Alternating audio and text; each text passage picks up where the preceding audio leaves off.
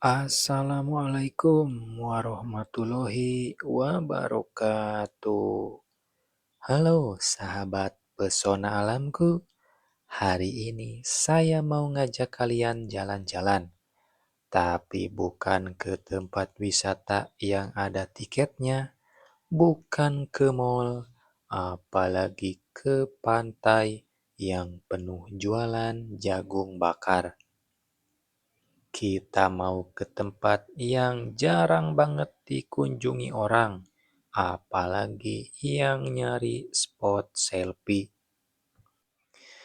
Yap, hari ini kita ke kebun bambu untuk ambil bambu buat tiang bendera.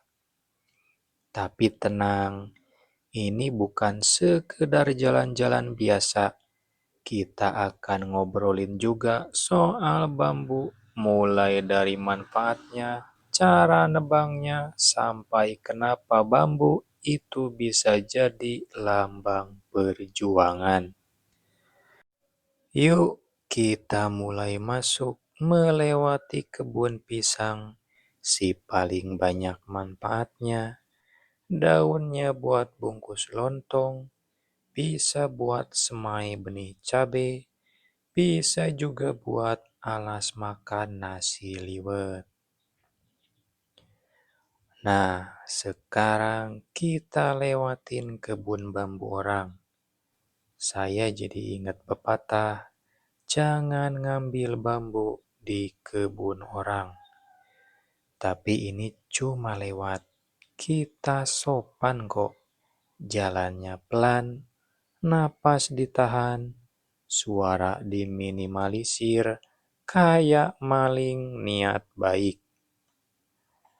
Bambu di kebun orang ini jenis bambu apus. Biasanya buat bangunan, buat tiang bendera, atau buat pagar. Kalau mau nebang, ya harus izin. Jangan sampai dikasih izin dapat 3, pulangnya bawa 5. Kita mulai masuk jalan menurun ke area pesawahan dan melewati jembatan bambu dibuat dari bambu, disusun dan diikat tali. Kelihatannya rapuh, tapi sebenarnya kuat, asal kita nggak lompat-lompat. Setelah melewati jembatan, lanjut jalan setapak pinggir sawah. Ini jalan cuma cukup satu orang, satu kaki, satu pikiran. Dan di bagian pesawahan ini masih belum dipanen. Kita akan melewati dan menyeberangi jalan setapak pesawahan yang sudah dipanen. Dan sekarang kita naik lamping.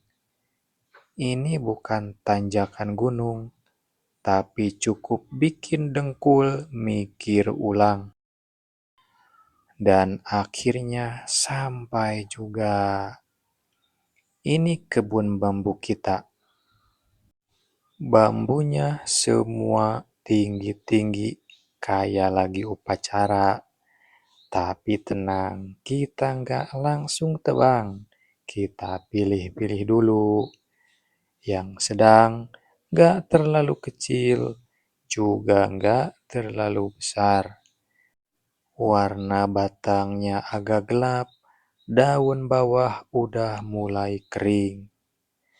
Kita ambil 3-4 batang saja.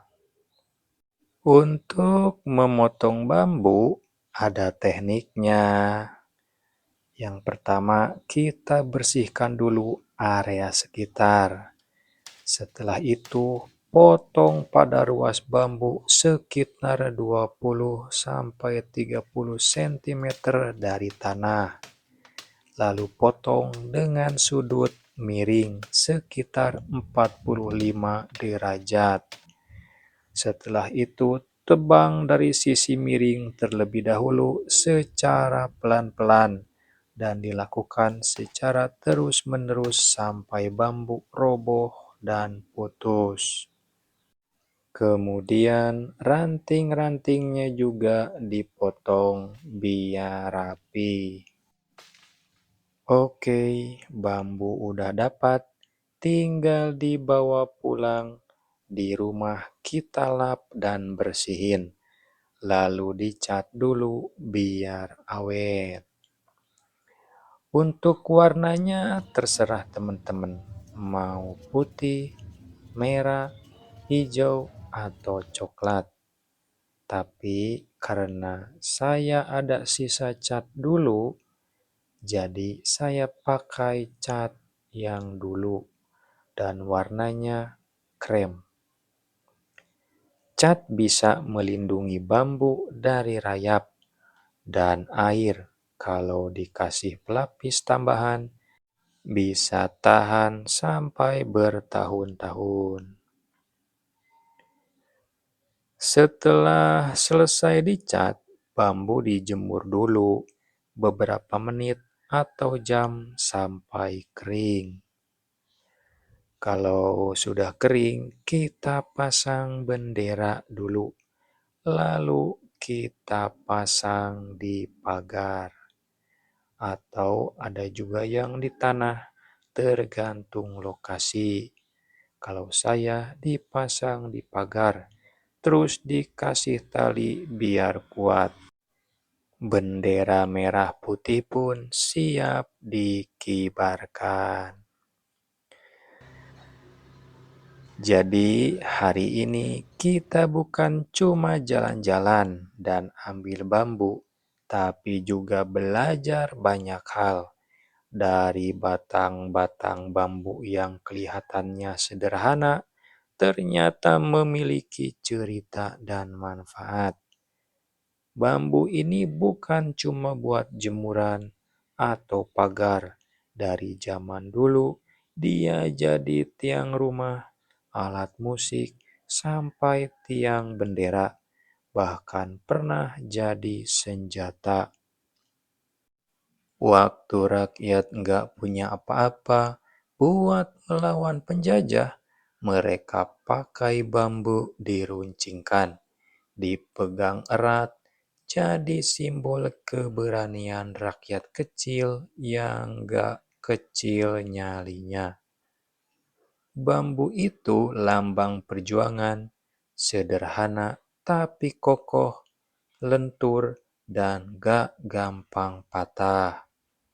Merdeka itu bukan hadiah, tapi hasil dari kerja keras, keringat, dan bambu-bambu yang dulu runcing.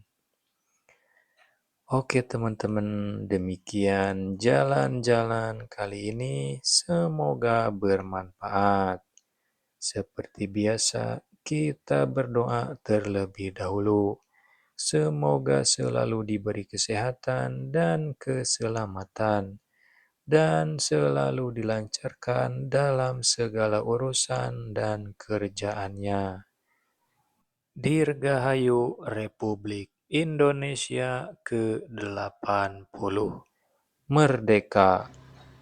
Assalamualaikum warahmatullahi wabarakatuh.